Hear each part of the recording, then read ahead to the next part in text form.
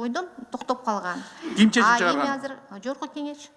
Жок, аны билем. 2018-жылга чейин болчу да. Ушундай сунуш 2018-жылга чейин болчу туурабы? жок. Айден азыр жаңы законопроект киргизилип атат, начать работу 21-жылдан баштап. Эми азыр эртеңки азыр мен түшүнүп атам, бардыгын билем. Сиз баягы 2015-жылы жылдырып туралы деп 2018-жылга чейин киргизилген. 19-га чейин. 19-га чейин. 19-жыл бүтүп атат. Сиздер жаңы мыйзам кел атат деп токтотуп койгонуңуздар туура деп ойлойсузбу? Билбейм эми, бул мындай Эми бар мыйзамды иштетпестен ошо жаңы мыйзам киргизилбеди ушундай поправка. 20 жылдан баштайбыз депчи поправкада. Ошондой срок. Качан киргизилди? Ошо былтыр койгон, в сентябре, в январе этого года. Январда киргизилген жок. Эртең экинчи окууга келатат болгону. Эртең уже на отмену 21-жылы деп отменага киргизип атат. Ошонучу. Сиз жакшылап тактасаңыз, киргизилген эмес. Болгону жана муногул азыркы неме сиз айтып аткан нерселерди 2020-жылдан баштап киргизин, 21-жылдан физический лицалар киргизилсин деп өзгөртүү кирип атат. Ал болгону экинчи окууга эртең кирип атат. Сиздер бар мыйзамды иштетпестен ушундай депутаттардан ушундай мыйзам келатат да ошол мыйзамды токтотуп турасыздар. Алмаз Маназбекович, рухсатпы? Биз былтыр ушу даяр болчу элек, ушу законду ушу полностью аткарганы. Анан кийин даже мындай информационный системага дагы, приложенияга, разработкага деле даяр болчук да, бүт баарын маалыматты бүт баары ушул системага киргизген. Бирок анан ушундай саясат ушундай мындай сунуш келгенден кийин, анан кийин все работы были приостановлены да, кыскача айтканда. Азыр эми январдан баштап поэтапное введение осады чтение болот. Сиздер мыйзам бузуп атасыздар азыр. Бар мыйзамды иштетпестен туруп, депутаттардан жаңы мыйзам келатат деп мурдагы мыйзамды иштетпей атасыздар азыр. Жаңы мыйзам деп не кылган жокпуз. Азыр мыйзамды айтып атасызбы мунуларды өзгөчөлөр? Азыр кел аткандай турат. Жок, бул жаңы эмес, бул мындай 2-3 принципиалдуу мындай өзгөртүү киргизип атабыз и все. Башка эч өзгөртүү киргизилгенден кийин ошол жаңы мыйзам болуп өтүп берет. Өзгөртүү киргизилип келе жаткан. Эми берди мындай ошол бар мыйзамга өзгөртүү киргизилип атат. Жок, бул болсо совсем башка мыйзам болуп атат. Берден мындай принципиалдуу 2-3 эле отличие болуп атат. Асагы боюнча совсем башка. Рахмат жок. Түшүндүм мен. Тынчтыкбек Кадырбековичти. Рахмат. 2-3 өзгөртүү киргизип атабыз депчи. Эмнесин киргизип атасыңар? Кайсы жерин оңдоп атасыңар? Кайерин толуктап атасыңар? Мындай принципиалдуу азыр айтып кетейин. Мында текстти карасаңар, азыркы редакцияда 3-чү не деп турат? 3-чү жактар деп айтылып турат да азыркы редакцияда. Жаңы редакция болсо потерпевший деп киргизилип атат. Это биринчиден. Уже есть четкое определение, новый термин потерпевший деген. Анан кийин азыркы редакцияда мына страховой компаниялар көбүнчө баары страховой компаниялар эле мындай өздөрү договор түзүп, өзүнө мындай ылайык, өзүнө караштуу, анан кээбиркилерге каалагандай түзүп, каалагандарга отказ берип, ушундай укугу бар да. Жаңы редакцияда болсо мындай уже укугу жок. Страховая компания не вправе отказать деп ушундай жазылган. Бул экинчи. Үчүнчүдөн азыркы договорлордо страховой компания өзүнүн мындай тартиби менен, өзүнүн мындай эжереси менен киргизип атат да. Биз уже азыр киргизилген законопроектте долбоордо ушул тартиби, ушул эреженин шарттары бүт баары өкмөт менен, өкмөттүн токтому менен бекитилсин деп ушундай киргизип атабыз да сунушту. Анан кийин дагы азыркы ушул редакциядагы ушул страховой выплата алыш үчүн ушундай потерпевшая сторона аябай көп кагаздарды топтоп алып келиш керек да. Ушул дары алган чектеринен бери бүт баарын тиркеп, ушул кагаздарды баарын алып келип, анан страховая компания өзү эсептеп чыгып, анан ошондон кийин выплата кылат да.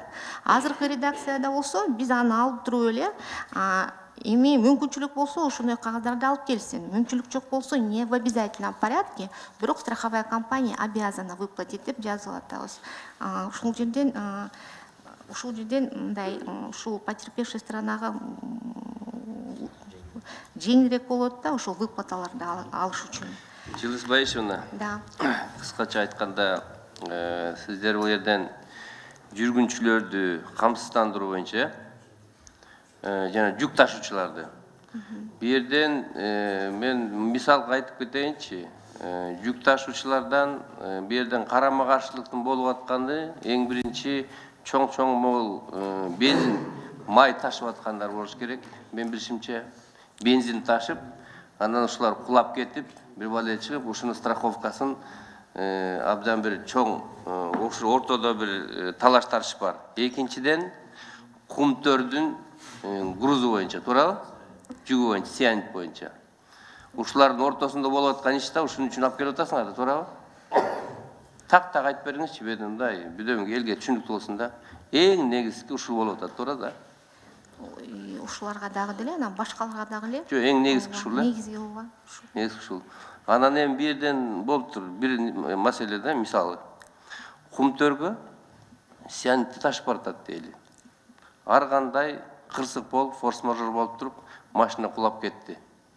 Кулап кетти дагы, көлгө цианидтен бүтүн сууга акып кетти. Бу жерден жүк ташуучулар менен жана келишимди жанакы страховая компания түзөт, туурабы? Биринчи.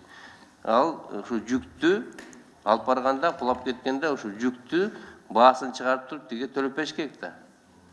Кумтөргө. Туурабы? Жок, страховая компания төлөп бериш керек да. Ооба, ошону эсептеп анан кийин төлөп бериш керек, ооба. Эгерде жанакындай болуп кулап кетсе. Ооба. Хорошо, төлөп берилет. Анын баасын кандай чыгарасыңар? Аны келишимге жасалат, туурабы? Цианид мынча суммада деп, туура да? Ооба. Жүк машина мынча деп сурап коет. Ооба. Ал эми экинчи маселе. Ушул эле цианид көлгө сууга түшүп кеткенден кийин бул биринчиден экологияны бузат. Абдан чоң ушерп да. Адамга эмесине, ден соолугуна зыян алып келет.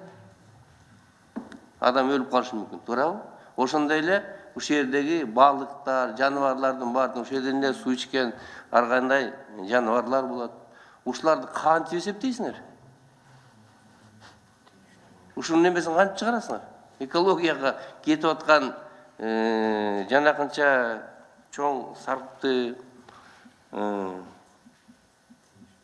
мен суроомду түшүндүңүзбү? Түшүндүм. Ушуга жооп бериңизчи. Жанакы жүк боюнча болуптур. Эми жалпысынан жүк 100 000 деп коелу. Ал боюнча түшүнүктүү. Жүк бирдеке кулап кетсе, ал жүктүкүн кумтөргө төлөп берет экен. А жанакы экологиянын эмесин кантип төлөйсүңөр? Кантип чыгарасыңар баасын? Зыянды. Ооба, аны мындай полностью мындай эми четко мындай прописаны деле мындай эмнеси жок, бирок бу жерден аябай чоң ущерб болуп аткандан кийин мындай межведомственный ушундай иш жүргүзүлөт да. Экотехинспекция дегендер бар, башка ушундай соответствующий органдар привлекать этип эле ошентип эле иштесе болот. Жок, ушул жагы эң ушул коопсуздук маселе ушул жерде. Бу жерденчи ортодо талаш маселе ушул жерде болуп жаралат да. Могу мыйзамга ушуну так карап туруп, ар бирине жооп бергендей кылып жазыш керек да. Азыркы мезгилде страховая компаниялар биздики иштеген деле жок да, мурдакыдай, туурабы? Кандай иштеп атат? Эми башка мамлекеттерде бул страховая компаниялар абдан жакшы иштейт. Ооба.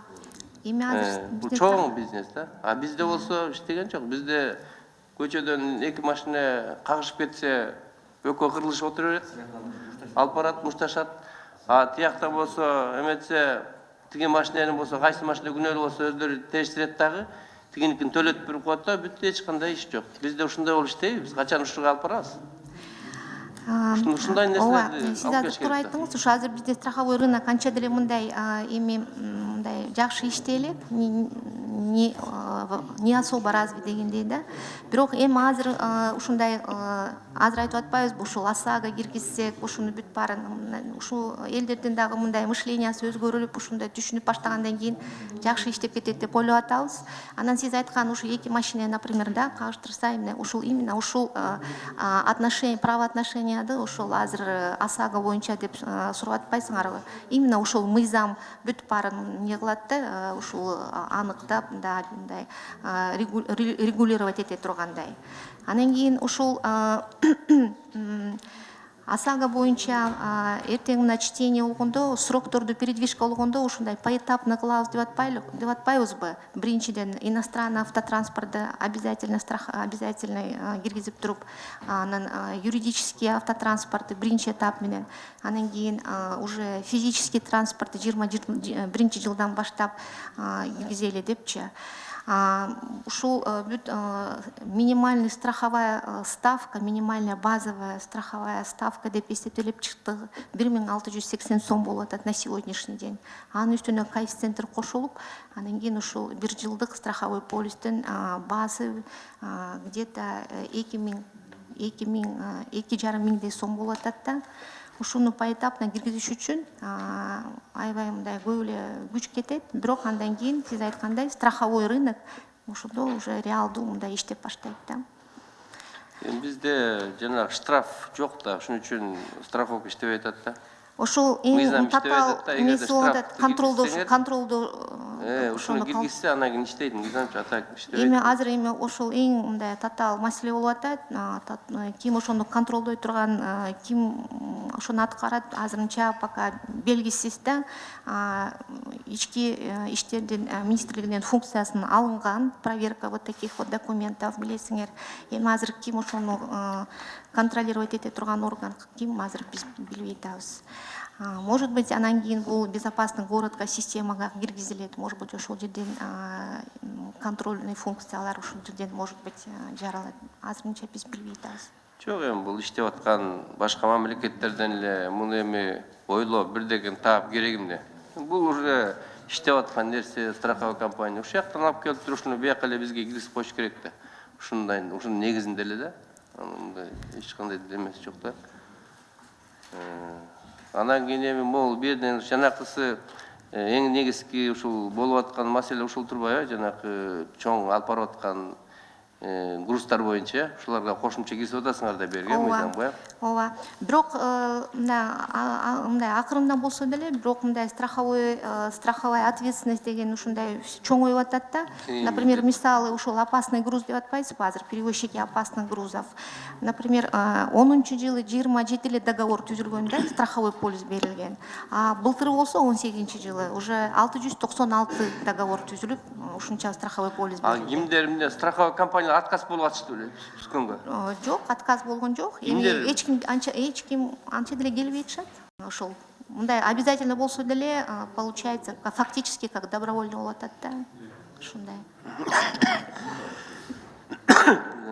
Хорошо, да. Рахмат. Рахмат. Рахмат. Саламатсыздар, урматтуу. Бул мыйзам өзү бир мурдагы жылы экен бир ажиотаж болгон. Перевозчики, расмий тилде эле сүйлөйүнчү, перевозчики в Кара-Балте собирались, они целый комитет по защите организовывали. Там вопрос стоял так.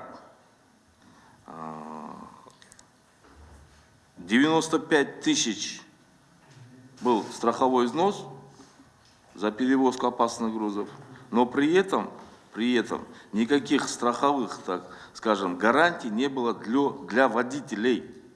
Ушул законда камтылып кетип атабы ушул маселе?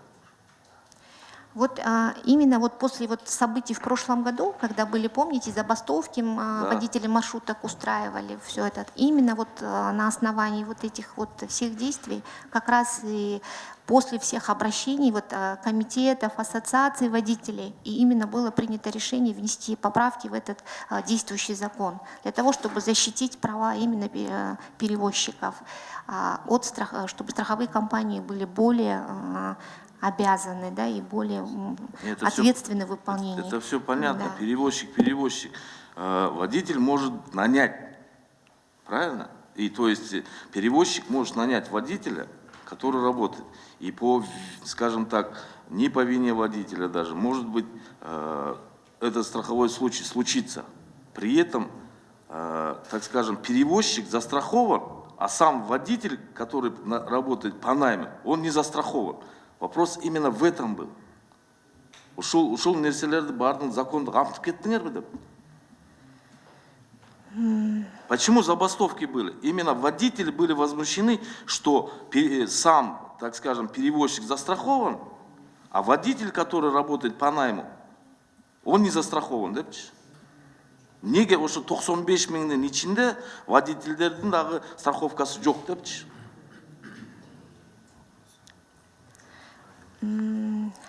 Ну, а вот бул как чоң маселе да? мы как раз-таки вот сюда и ввели правила страхования. Вот если вы посмотрите, 10-я статья правила страхования, и там, в принципе, я думаю, что есть ответ. Да, Не, ну там общие фразы правила страхования, там взаимоотношения между страховщиком и перевозчиком. Просто если сейчас мы принципиально будет принято решение о том, что поддержать этот законопроект, мы будем вносить еще более детально прописанные правила. Где там будет, оно будет утверждаться постановление правительства, где там будет полностью каждый случай индивидуально описан. Мы, возможно, там возьмем практику наших соседей, Казахстана, России, где там четко, прям до мелочей расписано каждый ущерб, который принесен организму человеку, здоровью человека, и там прописаны прям ставки, которые выплачиваются при нанесении определенного ущерба. Все до мелочей расписано. Мы, в принципе, я все понимаю. Эту методологию обычно у нас как? У нас в правительстве очень плохая тенденция, да, всегда. Вначале мы закон принимаем, а потом все методологии рисуем, да? Как, что это будет работать? Нет бы вначале методологию нарисовать, а потом закон писать к этой методологии вообще. Не самое главное, ушел нерсен хамтып кетсеңерлер, законда, честно говоря, никаких вопросов не будет. На сегодняшний день не каждый водитель, который сегодня работает по найму, имеет возможность купить себе машину. Поэтому вопрос именно в этом. Ошону экинчи окууга карап чыккыла. И негизги мына биздин юридический отдел экспертиз дало, вы в курсе, дало отрицательное заключение по некоторым пунктам. А именно, вот смотрите, я вам сейчас просто прочитаю. Исходя из вышеизложенного, это правозащитная экспертиза, пункт 3. Исходя из вышеизложенного, следует, что инициатор законопроекта не достигнут своих поставленных целей, ввиду того, что страховщик будет требовать те документы, которые по существу не смогут предоставить страхователь. В связи с чем следует указать в законопроект конкретный перечень документов, необходимых для заключения договора обязательного страхования между страхователем и страховщиком.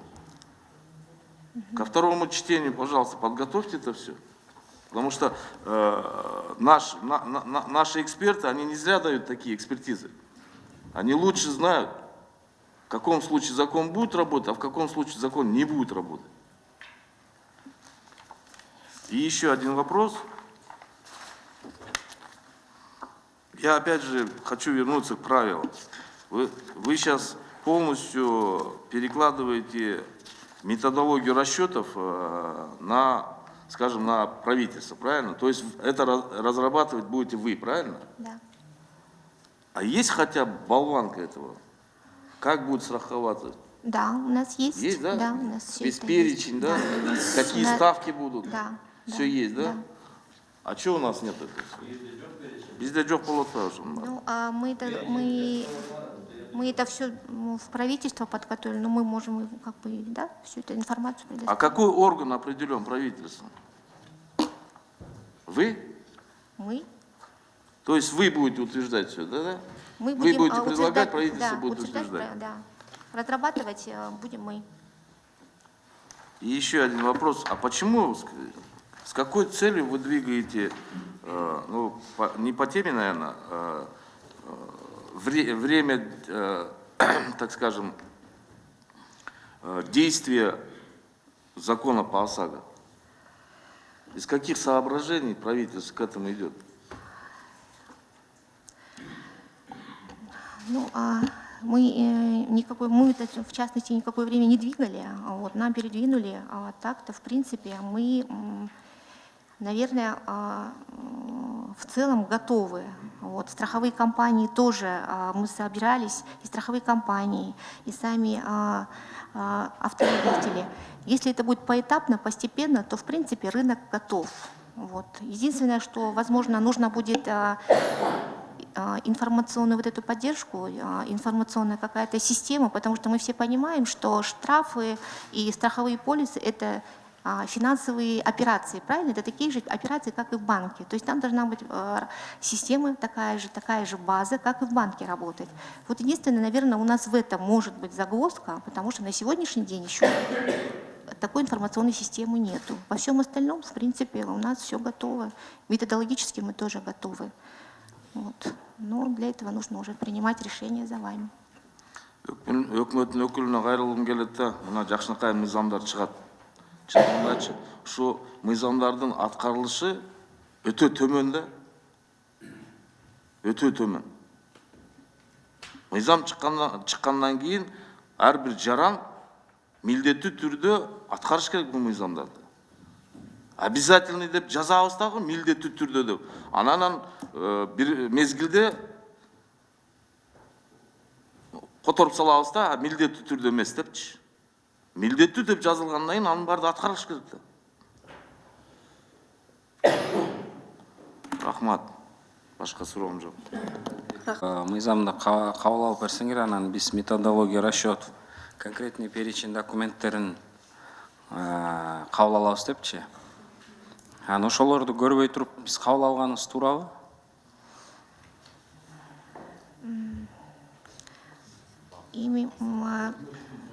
Силерде общий мындай тема бар. Мыйзамдын темасы бар. Кабыл ала бергиле, анан ылдый мы потом пропишем деген сөз болуп атат да. Биз эмнени кабыл алып атканыбызды биз эртең дагы жооп беришибиз керек да. Макул биринчи окууда колдоп берели, анан экинчи окууга жана методология расчет берки жок келбегиле. Макул. Чтоб биз билели эмнени кабыл алып атабыз. Кандай болсо, кандай болот. Прям бүтүр точкасына чейин. Анан бул жакта көбүнчө авиационный баягы конвенцияларда страховой случайлар боюнча экен да биздин мыйзам боюнча. Анан суроода бизде мисалы жанагы биздин учуп аткан жарандарыбыз, учуп аткан жүктөр бүгүн каякта эметет? Страхование болот. Кыргызстрах. Анан да частный компаниялар бар, страховая.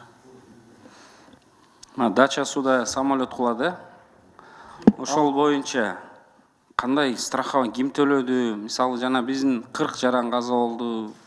Аларды ким төлөдү ошону? Буга чейин ушул мыйзам кандай иштейт эле? Муну кабыл алсак кандай иштейт? Кудай сактасын ошондой кырсыктар болуп кетсе. Төлөгөн жак түрктөр төлөдү барын. Эмне дегенде комиссия иштеди, Абылгазиев болгон председатель комиссии по расследованию. Алар в принципе баары жакшы расследование баарын төлөп беришти. Баары жакшы деп коюңуз, э? Ооба. Эмнеси жакшы болду? Конкретно айтып бериңиз, кимге жакшы болду? Эмне дегенде 2008-жылы итек боюнча катастрофа болгон, ал азырдагы адамдар компенсация алган жок. А бул жерде баарына төлөп беришти. Менде сурайын дегеним, бизде ошол авиациянын мына катышуучулар, эми жекеле биздин авиакомпаниялар эмес, мисалы биздин аэропорт менен колдонгондор ушул мыйзам боюнча кандай буга чейин кандай өзгөрүүлөр кирет биздин перевозчиктерге, мындан кийин кандай өзгөрүү кирет? Бул жерде лизинг көбүнчө кредиторлорго деп жазып атасыздар да. Ошол мындай факт менен же мындай түшүнүктүү айтып бериңизчи Жылдыз Бейшин. Мыйзам боюнча. Ушул мыйзам кабыл алсак, биздин перевозчиктерге кандай жакшы мындай ощутимый польза болот? польза болгону эми айтып атпайбызбы, мындай договор боюнча уже ошо өкмөт менен бекитилген ошондой порядок менен бериле турганда ошондой болот да. А жерде полностью эмики заседанияга алып келебиз, өзүңөрдөр көрөсүңөр. Ошол жерден полностью перевозчиктердин мындай интерестери мындай уже күчтүүрөөк да. Ошондуктан бүт баары ошол жерден жазылган. Рахмат. Перевозчиктерден барбы? Бизде авиакомпаниянын өкүлдөрү барбы? Анда биякта агентствого суроо. Бизде жана груз ташыган самолеттор боюнча, мисалы, бизде азыр мындай пассажирлерди ташыган самолеттордун, Бишкек Ошко учуп аткан эң мындай жаңы самолетубузга 20 жыл болуптур.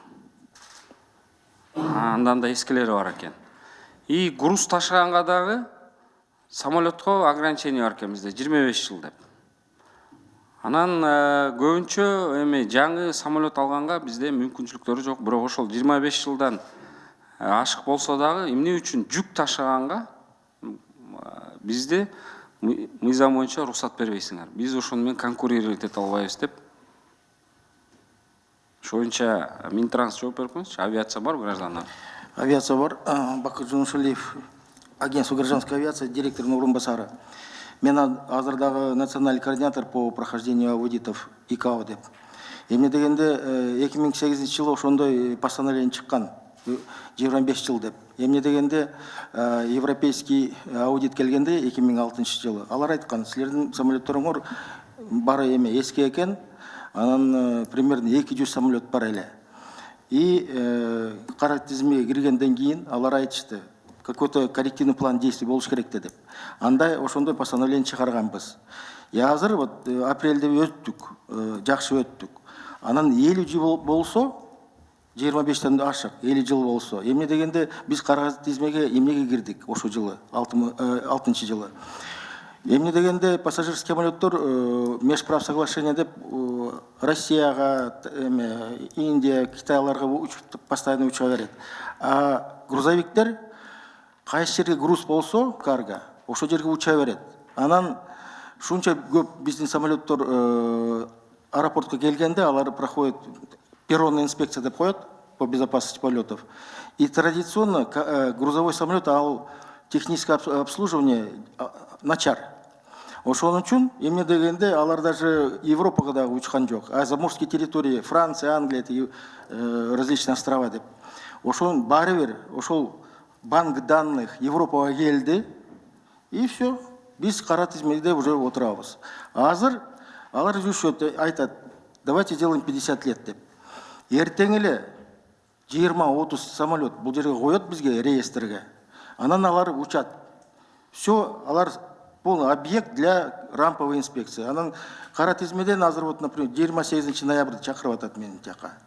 Анан ошол жерде айтсак, что мы увеличили срок для включения в реестр десе, у вас, говорит, даже не хватает людских ресурсов для надзора за безопасностью полетов, технического обслуживания самолетов.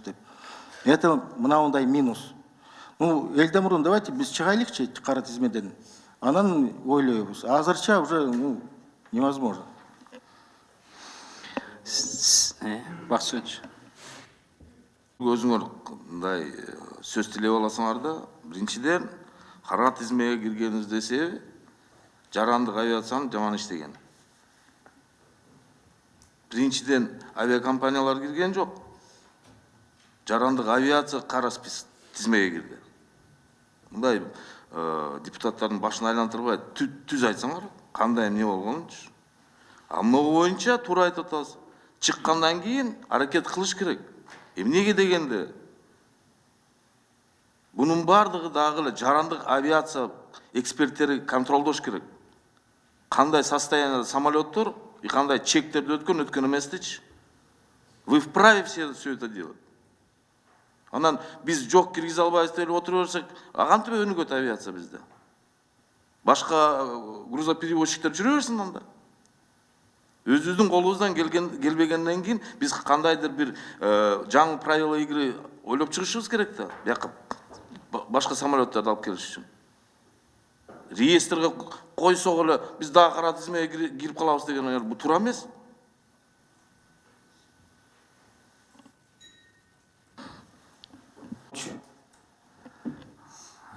Казакстан бизден кийин бир 6-7 жылдан бизден кийин кара тизмеге кирип, кара тизмеден чыгып азыр иш алып барат. Биз 13 жыл. Складывается такое мнение, что кара тизмеге киргенибиз бирөөгө выгодно да. Сиздер иш алып барбайсыңар. Же учурбайсыңар? Кара тизмеде болдукпу? Болдук. Мына 13 жыл отурдук. Перевозчиктерди да сиздер да иштетпейсиңер, өзүңөр да кара тизмеден да чыкпайсыңар. Мыйзам алып келесиңер, мына колдоп беребиз. Баягы чөпкө жатып алган ит дейди, өзү да жебейт, уйларга да бербейт. 13 жыл болду мына отурабыз.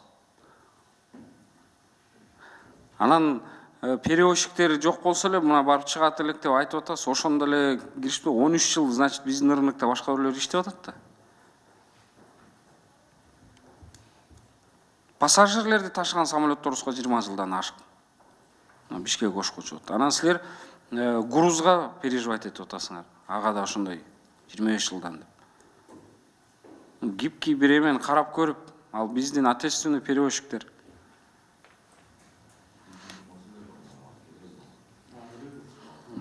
Рахмат. Эми азыр элдин мнениясын көрүп атасыңар да. Элде көрүп атасыңар. Бийликте отургандарга, жалпы эле баарына, депутаттарга ким кызматта отурса, азыр бир жакшы пикир пайда болбой калды да. Анан ага эмес бир башка механизм барбы ушуларды чыгарып кызыктыра турган. Эми азыр көрүп атпайсызбы? Базар экономикасы күчөп аткан учур кызыктырыш керек да. Кызыктыра турган бир жолуңар барбы? Сиздер мондой кылсам мондой болот деп бир жеткире турган конкретно өзүңөрдүн көз карашыңар барбы? Эми бирден мындай чоң информационный мындай иш жүргүзүш керек. Ошону биз түшүнүп атабыз. Ошо боюнча эми азыр иштелет деп атабыз. Вот. Бирок аткаруудун ким алып атат? Кимдер кылып, кимдер ишке ашырат? Ошону кимдерге ушул страхование боюнча полностью ушу биздин милдетибиз, биздин госоргандан. Бирок мындай в целом бул эми чоң жумуш да, бул это надо менять психологию людей, правильно? Эми госоргандардын акыбалын көрдүк да, госоргандарга эч ким көрүп атабыз, бирок тиги Евразес, ЕАЭСтин бүт тиги требованиялар боюнча ушуну сөзсүз кылышыбыз керек да. ЭЭПтин эме ичиндегилердин ошол таможенный союздун ичиндеги мамлекеттерден кайсы Бардыгы киргизишти. бардыгы бизден башка, бардыгы бизден башка. Биз деле калдык. Биз эле калдык да. Биз эле калдык. Ошон үчүн бизге дагы башка машинелер деле мындай киргиси деле келбейт. Потом бардыгы түшүнүп атышат, кирсе бирде мындай эч мындай закон мындай ответственность деле жок болуп атат, жоопкерчилик деле жок болуп атат. Биздин машина деле тышка чыкса деле точно ушундай ситуацияга мындай эме болот да. Ошон үчүн жолу да Жылдыз Байшина. Жанагы маркировка деген бар, билесизби? Европада машиналардын баарында айнегинде чип турат да. Билесизби? Системанын ар бир машина милдеттүү түрдө чиби бар да. Бул ошол машинанын автоунаанын ээсине дагы безопасность жагынан да уурдап кетсе же башка болсо налогу да бүт ичинде, башкасы да бар ичинде да. Бизде өткөндө да өкмөттөн көтөрдүк да маркировка деген жаңы киргизебиз деп атышат 2020-гачы. Силерге бир сунуш да. Жакшы жол. Эң жакшы жол. Ушуну автоунааны кошо алып кирип кетсеңер, муну кылып бере турган адамдар бар. Жасап берет. Ар бир адам машинанын эмесине чапталат айнегине. Чип окуй турган аппараты болот анын. Бүт ошо страховкаңар, башка налогу дагы, ар бир машинанын учету дагы тура турган нерсе да. Бул дүйнөлүк практикада колдонуп аткан нерсе көп жылдан бери да. Анан биз жол таппай эле баягы куйругун кубалаган иттей болуп, коллегам да айтып кетти го. Чөпкө жаткан иттей болуп, же болбосо өзү жебейт, же уйга жедирбейт, же болбосо куйругун кубалаган иттей болуп, тегеренип атпайлыбы? Жыйынтык жок. Ушундай практикаларды пайдалангыла да. Жаңы мына жакшы азыр көрүп атасыңар, интернеттин заманы, ушуга татыптуу балдарды алгыла, иштеткиле. Кудайга шүгүр, балдарыбыз бүтүп атат, жакшы күчтүү балдар жүрөт. ошолорду алып туруп ушундай практиканы колдонсоңор болот дейм. Мунун баарын эми обязательно депутаттар айтыш керек. Бул силердин милдетиңер, ишиңер да. Кылыш керек. Тем более мына өзүңүз айтып атасыз, мына таможенный союзда только башканы тим го, Европаны тим го башка. Муну кошуналарды эле эритип кете береличи. Ушулардан калбай жок дегенде калып калбайчы. Ушулар деле мына Казакстан, Өзбекстан барганда уже чычалап кетип атабыз да, ошолордун өнүгүү темпин көрүпчү. Чычалап, ичибиз күйүп кетип атат ошолорду көрүпчү. Жоктон алардан ашпай ээрчип эле кетеличи, биз ээрчип эле. Ошолордун практикасын колдонгула. Алып келгиле.